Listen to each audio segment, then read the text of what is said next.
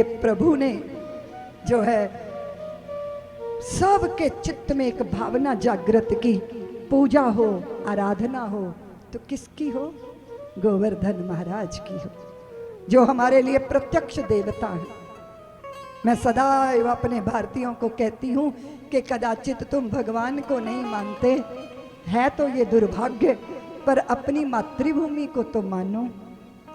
प्रत्यक्ष देवता है मां भारती। भगवान ने कहा कि बाबा इंद्र की पूजा हम क्यों करेंगे, पूजा तो गोवर्धन भगवान की होनी चाहिए। वो हमें हरितिमा देते, जलधारा प्रवाहित होती, हमारा तो धन गोधन है। पहले गोधन गोधन, बाजधन बाजधन, गजधन गजधन। हम भारतीय कृषि प्रधान जाति नहीं, हमारी धरती की हमने पूजा की, हरितिमाओं को हमने प्यार किया, धेनु ही हमारा धन रहा और गोबर हमारा धन रहा। गोवर्धन उसकी पूजा होनी चाहिए। हम अज्ञात देवता की पूजा क्यों करेंगे? इंद्र अनावृष्टि करेंगे या अतिवृष्टि करेंगे, उन्हें संयम रखना चाहिए, हम उनकी चापलूसी क्यों करेंगे? तो भगवान ने अज्ञात देवता नहीं, प्रकट देवता की पूजा का अपने पूरी ग्वाल मंडली को, पूरे व्रजजनों को मार्गदर्शन दिया।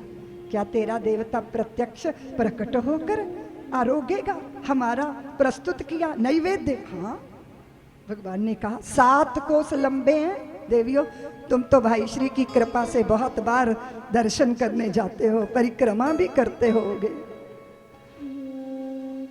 उत्तरांचल की परिवहन जो बस है उससे भी ऊंचे नहीं है गोवर्धन, है ना?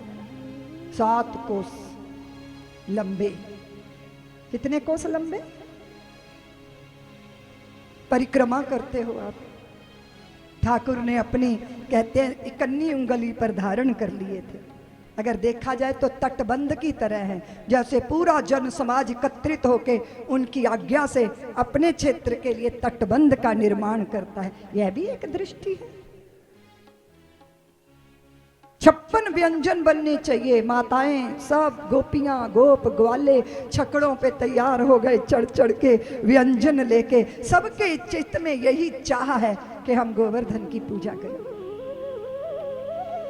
हमारे देश के अंदर गौ माताएं पूजित हों, आप लोग गाय का दूध पिए, है ना? भैंसें बड़ी प्यारी हैं आपको, मुझे भैंसों से कोई दिक्कत नहीं है। लोग मुझे कहते हैं दीदी माँ क्या तुम गैया को माँ माँ कहती रहती हो, भैंस तुम्हारी कुछ नहीं लगती, उससे भी तो तुम्हारी कोई रिश्तेदारी होगी।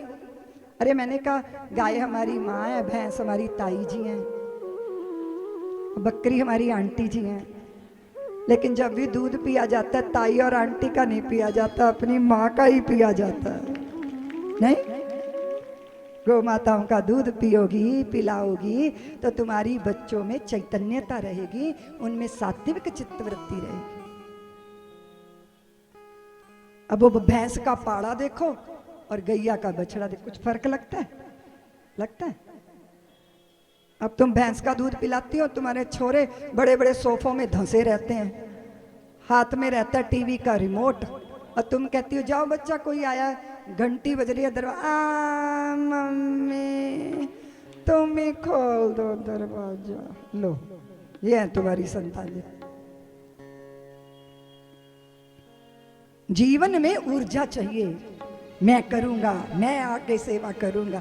इसलिए ये जो तुम कहती हो ना तुम्हारी सरकारें कि संडे के संडे खाओ रोज अंडे, अरे वो अंडे तो मुर्गी के काम वासना से पैदा होते हैं, और गौ माता के स्तनों पर जो दूध उतरता है वो बछड़े के लिए वात्सल्य करुणा प्रेम से उतरता है।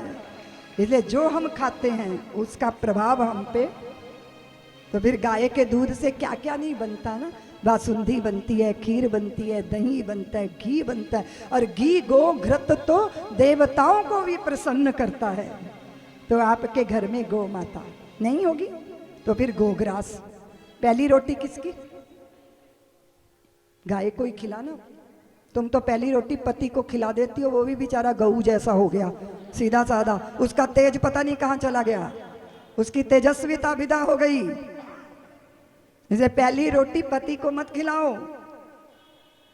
और हमारी इस प्रकृति में, भोजन में सारी चराचर सृष्टि समाई है। इसलिए देवियों, मैं चाहती हूँ कि पूरा भारत अपनी संस्कृति के संस्कारों में पगे। इसलिए गली गली, गांव गांव घूमते रहती हूँ। लोग पूछते हैं दीदी माँ काहे भटक रही हो, कमर टूट गई, फिर भी मानती नहीं हो। अभी मैं 2.5 महीने से बेड पर थी। मैं इधर उत्तराखंड आई थी, उधर केदार घाटी में जब फ्लड आया था, तब 90 गांव, चलने की आदत नहीं है, और गांव गांव गांव ऐसी देवियों को गले लगा लगा रोती रही मैं, जिन्होंने, एक स्त्री ने 7 पुरुषों को खोया, पिता को खोया, पुत्र को खोया, चाचा, ताऊ, पति, भाई चले गए। एक स्त्री के 7 सजन सहोदर गए। 90 गांव गई मैं, 90 गांव में घूमती रही, 2.5-3 महीने यहीं रही केदार घाटी पे।